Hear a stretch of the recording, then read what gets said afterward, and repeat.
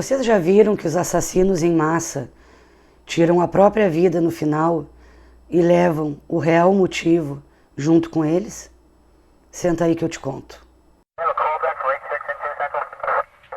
O protagonista desse massacre escolar que aconteceu no Brasil e chocou o mundo se chamava Wellington Menezes de Oliveira.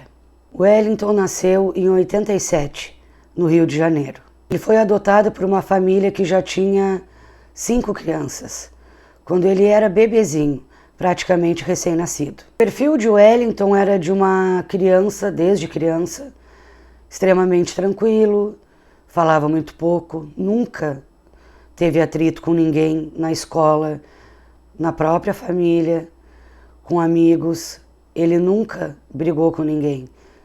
Ele era muito educado e muito tranquilo. Por ele ser assim, ele não brincava muito, nem sozinho e nem com outras crianças. Às vezes as pessoas vão crescendo, viram adultos e mudam, se modificam.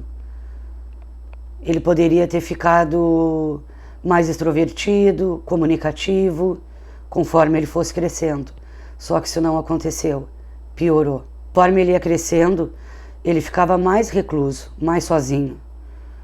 Ele não falava com ninguém. É claro que a principal atividade dele era passar o tempo todo, enquanto não estava no colégio, na internet, trancado no quarto. Ele era tão solitário que ele nunca apresentou nenhuma namorada ou namorado para a família. Ele nunca teve nenhum relacionamento. Nunca ninguém ficou sabendo que ele tivesse tido um relacionamento, nunca ninguém viu. Na adolescência, ele não participava de grupo para fazer trabalho na escola. Se era trabalho em grupo, ele falava com o professor para fazer sozinho. Ele falava com meia dúzia de amigos, que esses amigos até achavam que eram amigos dele. Mas o Wellington não era amigo de ninguém. Ele tinha que conversar com alguém de vez em quando. E ele escolheu algumas pessoas para conversar, mas era raro. Nessa época, ele comentava com esses conhecidos, porque ele não era amigo de ninguém, que ele era um homem-bomba e que um dia ele ia explodir toda a escola. Ele falava isso nas conversas do pátio, do recreio, e os amigos não davam bola, riam. Sabiam que ele era meio quieto, meio estranho, porque é bem diferente uma pessoa tímida, que fala pouco, de uma pessoa estranha. Tímido é outra coisa. Ele não era só tímido, ele era estranho. Dentro da família, da própria casa, ele ouvia muito que a mãe dele, biológica, teve ele dentro de um hospício. Falavam muito isso na frente dele. Ele cresceu ouvindo isso. Que essa mãe biológica era a parente da família que adotou ele. Todos eram da mesma família. Ela costumava ter filhos e esses filhos eram dados aos parentes para virarem pais e mães e criarem esses filhos. Os pais de Wellington eram muito religiosos. Eles participavam da comunidade evangélica da Igreja Testemunhas de Jeová. Na verdade, eu não sei se é evangélica ou protestante. Eu não entendo muito sobre isso. E então Wellington acompanhava os pais, estava sempre dentro da igreja. Então ele tinha uma vida tranquila. Ele era quieto na dele, solitário. Quando ele começou a trabalhar, depois que ele virou adulto, no trabalho era a mesma coisa, ele não conversava com ninguém, mas também não incomodava ninguém. Ele só queria ficar sozinho. Ele não queria que ninguém conversasse com ele. Mas do resto, ele não atrapalhava ninguém. Ele não prejudicava ninguém por ser assim. Em 2010, a mãe dele faleceu. E logo após, o pai também. Agora sim. Agora ele fica mais recluso e silencioso. O último emprego dele era numa fábrica. Ele era dos serviços gerais. E ele foi promovido. A função dele era falar com os outros funcionários. O rendimento dele no trabalho não era bom. A produtividade dele deixou muito a desejar, porque ele não se comunicava, ele não falava, ele era muito quieto Então ele não rendia nas funções. Ele mesmo já sabia que não ia dar certo, porque essa promoção era para ele ir nos setores, como eu falei, falar com as pessoas. Como ele odiava falar, ele não queria falar com ninguém, ele mesmo se demitiu porque ele sabia que ele ia ser demitido. E todo esse tempo, agora que ele não estudava mais, se ele não estivesse trabalhando, ele estava dentro de casa sozinho na internet. Ele só fazia isso. Uma das coisas que ele fazia muito na internet era jogos online, de matar o oponente. Jogos de tiro. A gente já falou isso aqui no massacre em Suzano. Então, a gente sabe que os jogos não têm culpa de nada. A pessoa não cometeu um massacre escolar porque joga videogame. Em seguida que seus pais morreram, que ele perdeu a mãe e logo depois o pai, ele foi morar na casa da irmã. Ele ficou algum tempo lá. Só que depois ele voltou para a casa dele porque os pais deixaram em herança a casa só para ele. Então quando ele foi para essa casa que os pais deixaram, que ele morou a vida inteira, ele cortou os contatos com a família. Ele não falava com a família, ele não telefonava, ele não mantinha nenhum contato com ninguém. Agora sozinho em casa, isolado do planeta, ele deixa a barba crescer e só fala em islamismo. Ele tinha começado a fazer um tratamento psicológico, creio que foi a irmã que incentivou, mas ele iniciou e em seguida já parou, ele não foi mais. Conforme o tempo passa, ele não faz nada em casa, nada. A casa vira um lixo. A casa parece que não mora ninguém.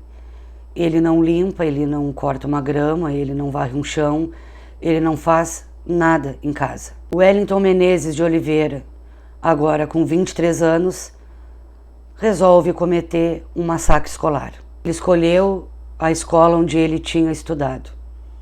No dia 10 de abril de 2011, na escola Tássio da Silveira, no bairro Realengo, no Rio de Janeiro, ele comete um dos maiores massacres escolares do mundo. Agora, sem a barba e muito bem vestido, ele chega na secretaria e se apresenta como palestrante. 2 dias antes, ele tinha estado na escola para, quando ele fosse cometer um massacre, não estranharem a presença dele e o rosto já fosse conhecido. Eu não sei o que ele foi fazer 2 dias antes lá, mas foi tudo planejado para quando ele chegasse no dia, as pessoas não estranhassem um homem que não andava por lá, que não sabiam quem era. Então ele pensou em tudo. As pessoas da secretaria, quando ele informa que é um palestrante, tinha que se unir aos alunos para dar a tal palestra. Eu não sei qual a desculpa da palestra que ele deu. Liberaram o acesso dele à escola. Ele portava uma arma calibre 38 e uma 32. Depois que ele conseguiu passar pelo hall de entrada da escola, ele vai até o 2º piso e para na porta de uma sala de aula da 8ª série. Os alunos estavam tendo aula de português, eram crianças e adolescentes. Ele abre a porta da sala de aula e, em absoluto silêncio, ele pega as 2 armas e começa a atirar. Mas ele escolhe a mira.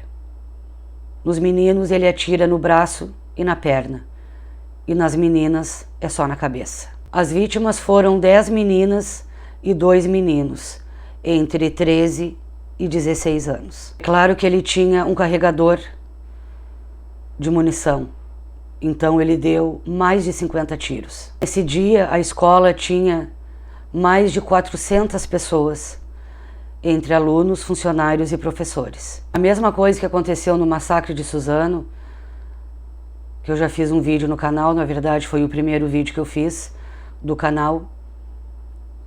Eu expliquei, e aqui também é a mesma coisa, que até as pessoas se darem conta que aquilo é tiro e não é bombinha, demora alguns segundos. Quando eles viram que aquilo era tiro de arma de fogo, eles fugiam desesperadamente por aonde desce. Um aluno baleado ligou para a polícia. Tinha uma viatura perto da escola fazendo uma blitz e essa viatura foi rapidamente para a escola. O policial chega, ele entra na escola e ouve os tiros, porque o Wellington estava descarregando a arma e um policial encontra o Wellington num corredor. Devido à experiência do policial, claro, na hora ele vê que aquele era o atirador e ele dispara 2 tiros contra o Wellington. Um pega na perna e outro no abdômen. E o Wellington também apontou a arma para o policial e atirou, mas não pegou nenhuma bala nele. Agora o Wellington Menezes de Oliveira, baleado e caído, atira na própria cabeça, porque esse era o plano. É claro que ninguém podia tirar a vida dele, a não ser ele mesmo. Como os atiradores em massa planejam um massacre muito tempo antes, ele tinha uma carta que ele deixou no bolso da roupa dele para que fosse encontrada e lida. Nessa carta, entre várias coisas, uma delas é que ele explica que esse massacre foi planejado por muito tempo. Ele fez questão de dizer isso daí. E ele também falou sobre a crença religiosa dele. E também pediu perdão pelo que ele fez. Essa carta também ele relatou que ninguém impuro poderia tocar no corpo dele, que o corpo dele tinha que ser lavado e secado e colocado num lençol branco. É claro que ele levou o lençol branco também.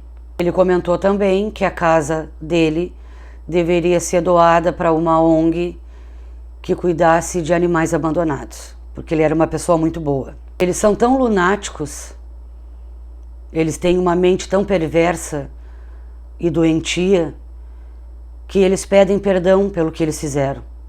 Por quê? Ninguém sabe. Essas perguntas não têm resposta, porque geralmente os assassinos em massa tiram a própria vida depois. E eles levam os motivos, os porquês, junto com eles. A polícia levanta todas as informações, mas não pode afirmar 100% os reais motivos, o porquê eles fazem isso.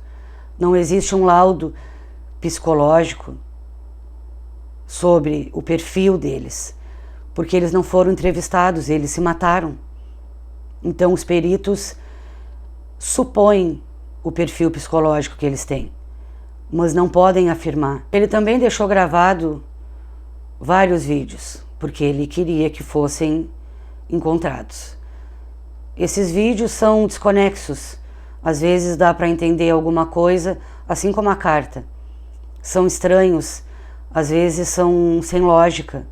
Esses vídeos estão na internet e a carta na íntegra também. Agora, como a polícia não pode fazer mais nada, como ele já foi eliminado, resta saber o porquê ele fez isso. A polícia recebeu uma ligação anônima dizendo que o Wellington saiu com 2 homens para comprar as armas. A polícia foi até esses 2 homens. Esses 2 homens foram presos, e porque essa arma era ilegal, se eu não me engano. As armas eram ilegais. Claro que eles foram presos e eles disseram que jamais imaginaram que era para isso que ele queria as armas. E a pessoa que vendeu a arma também foi presa.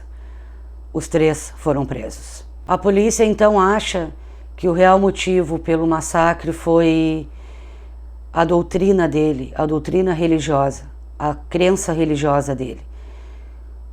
Particular, porque muitas vezes a religião não tem culpa de nada. A religião não ensina isso, mas a pessoa perturbada pega aquilo como um amuleto, distorce tudo, se aprofunda e, devido à crença deles, que eles acreditam, eles têm que cometer um massacre, ou eles têm que fazer alguma coisa absurda como essas. Mas a religião em si não tem culpa de nada.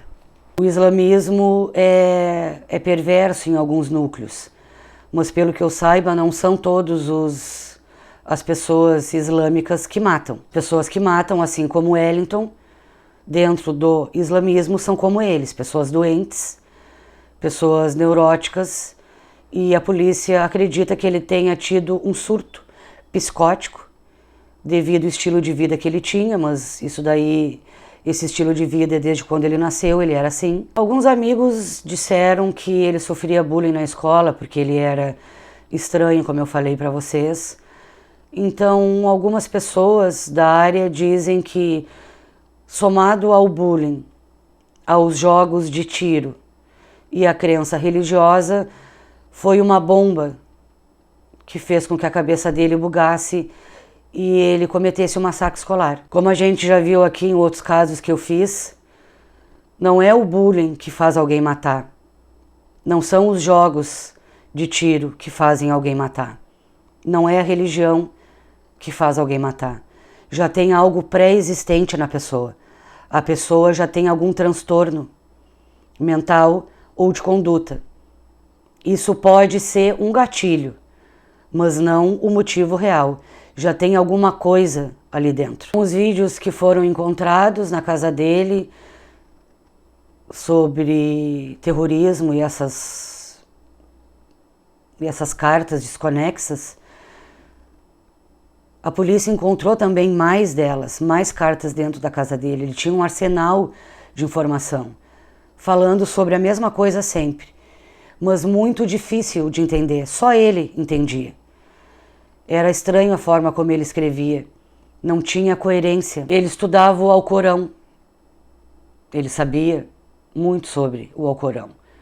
Que tem a ver com islamismo ou muçulmanos. Eu não entendo muito bem sobre isso daí, mas o Alcorão não manda ninguém matar. Nas cartas encontradas na casa dele, ele diz que tinha contatos íntimos com grupos terroristas, extremistas, e que ele era um membro desses grupos. É claro que a polícia investigou essas pessoas porque, se fosse verdade,